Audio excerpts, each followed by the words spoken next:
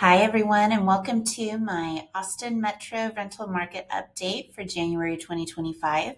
My name is Adrienne Leosa, and I am the managing partner of Treaty Oak Properties here in Austin, Texas. Today, we will go over the latest rental trends and what they mean for landlords, investors, and renters in Austin, Texas. So let's go ahead and get started.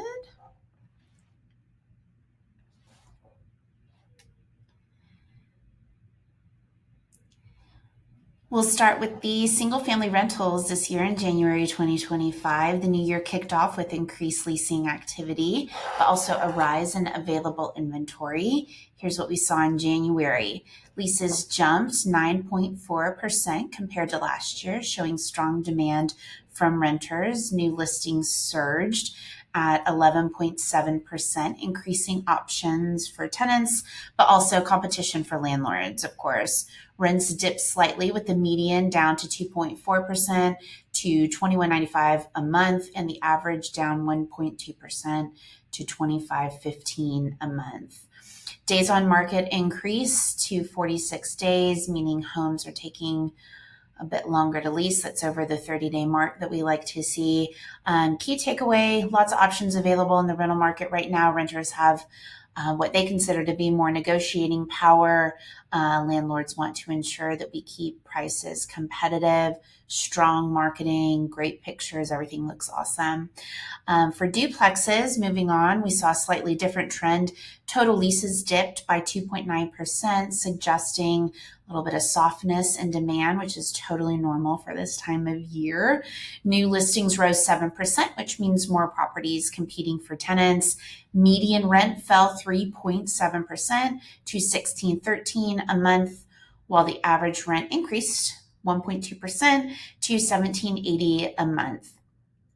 Days on market climbed up to 49 days, taking longer for duplexes to lease compared to this time last year. So it looks like steadily year over year for the past 2 years, days on market have increased and rental rates have decreased. Duplexes are seeing longer vacancies, and landlords will need to adjust to eliminate vacancy, like I say, every single month.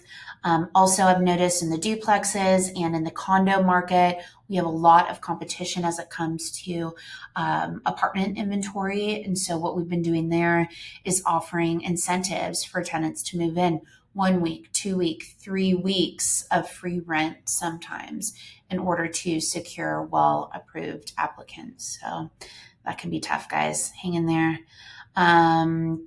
12-month Austin Metro single-family units leased in new listings. This is one of my favorite graphs because it shows supply and demand, right? For the last 12 months rolling. Key takeaways here, peak leasing activity last year, May 2024. Leasing season runs May through June every single year, no matter what's going on in the market. So leasing, we call it leasing season because that is when rental demand is at its highest. It's pretty cyclical. Listings peaked in July 2024 last year with 2,123 new listings at that time, followed by a very seasonal decline. Late 2024, we had what we call a market slowdown, as we would assume would happen during slow outside of leasing season. Leasing activity dropped through Q4 before rebounding 2025. It's been a little busy right now. 2025 showed a resurgence, as some might call it, with leasing demand rising to 1,519 units and new listings jumping to 1,936, so just shy of 2,000.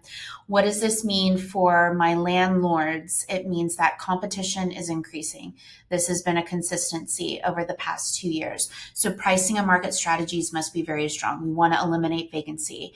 We want to find good renters. We want to move them in and cover operating costs, cover our mortgage, things like that, whatever we can do.